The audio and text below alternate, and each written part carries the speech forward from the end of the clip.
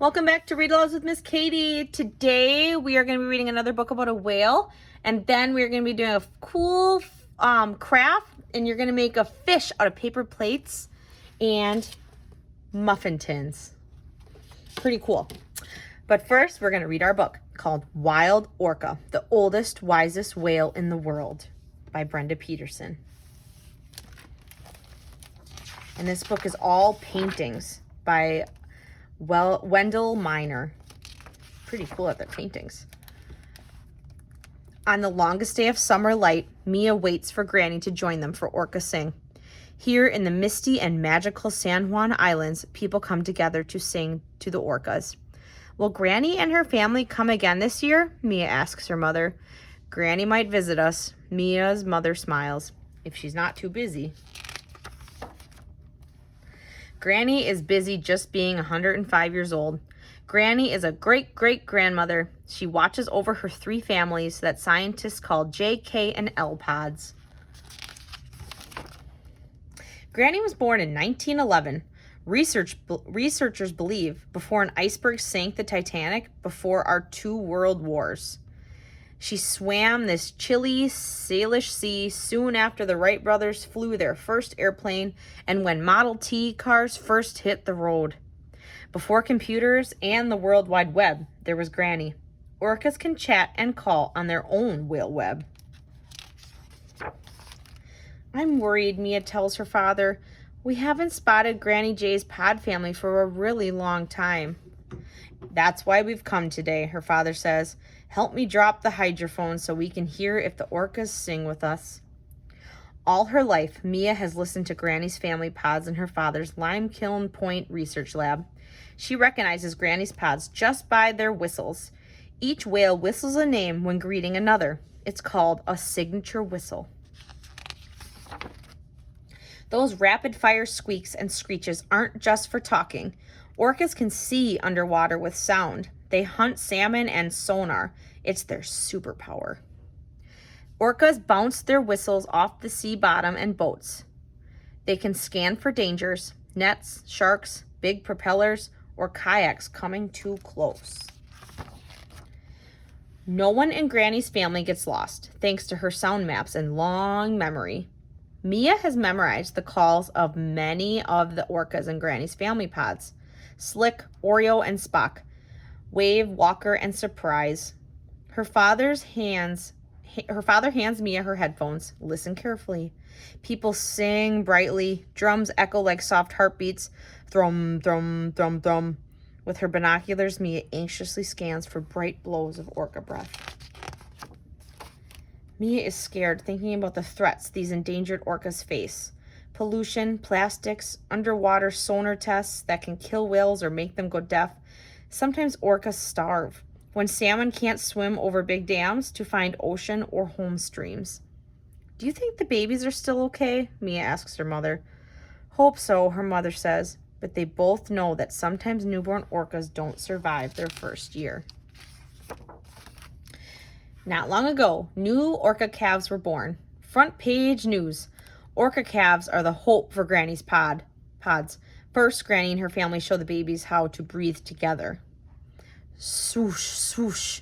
Blowholes blast out air. Rain blows. Ah, they breathe in. Dive deep. New calves are born. Travelers. Sometimes Granny swims 100 miles a day. She leads her family through risky waters, hunting from Alaska to California. On one hunt, a young female orca got trapped on shore and stranded. She cried out for Granny and her family. Eek, eek. Mia's father and other islanders protected the whale with wet blankets. They kept her skin cool with buckets after bucket of seawater. At last, the high tide lifted the young orca up off the rocks. She swam so fast to Granny and her family. All the orcas whistled her name. On Limekiln Point, Mia wonders, is there another orca stranded? Is Granny dead? No whale whistles, just the swoosh of waves, clank, clank of a ferry boat. Suddenly, meep, meep, Mia hears them calling before she sees 6 orcas surfacing. Swoosh, swoosh, swoosh, swoosh, swoosh. Dark fins slice through whitecaps, heading straight toward shore. Mia recognizes Granny's whistle. She spots the white patch below Granny's dorsal fin, near a half-moon nick. Look, she shouts happily, the babies and Granny in the land.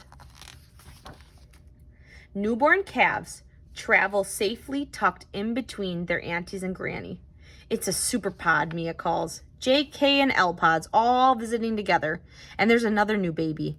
Near shore, family pods greet each other. Headstands and flips, wild cartwheels and over waves, orcas slapping their fins, kerplash, rolling and bumping one another. Orcas blow and breach, burp and chirp, spin and spy hop, just to peek around. Orcas sing too. Their calls like little tiny kittens, meow, meow, or rusty doors, creak, creak. Granny waves her huge fin at Mia. She lets out a rapid fire bleeps, a click stream, click, click, click, click, click, ultrasonic whistles, wee, wee. Granny has been singing for more than 100 years. Mia hopes that she, like Granny, never stops singing, and that the new baby orcas will live just as long as Granny. What a cool book about orcas. They're one of the coolest whales in the world. So today we're going to be making, like I said, a fish out of muffin tins, a plate, and then it will have an eyeball. So we are going to start by first taking our plate and cutting out the mouth of our fish. So we're going to take our plate and cut a triangle right out of the plate, just like that. And then we're going to open our muffin tins.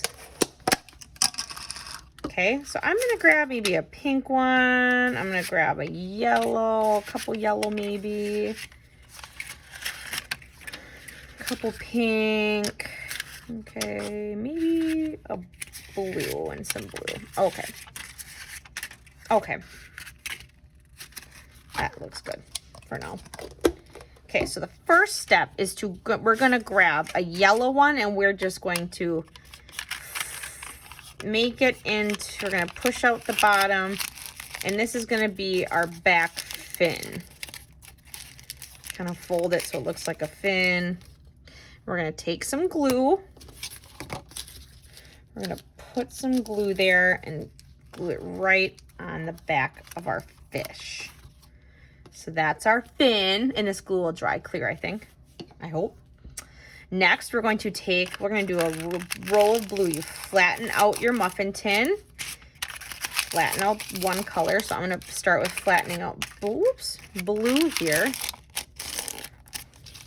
And what I'm going to do is I'm just going to layer them like this and glue them like this. Okay, I'm only going to use two here. I'm just going to take it and put some glue on the back and layer it. And then I'm going to put some more glue on the back, and we're going to just put it on our fish right here. And these are going to serve as like the scales. I'm going to do it again. I'm going to put some more glue on this. Flatten out your muffin tins. This time I think I'm going to do 3. And then layer them again. So put a little bit of glue. A little bit of glue. Okay. And then you're going to put another line of glue here. Okay. And you're going to kind of layer it again on top of the blue ones. And then lastly, we're going to do a row of yellow.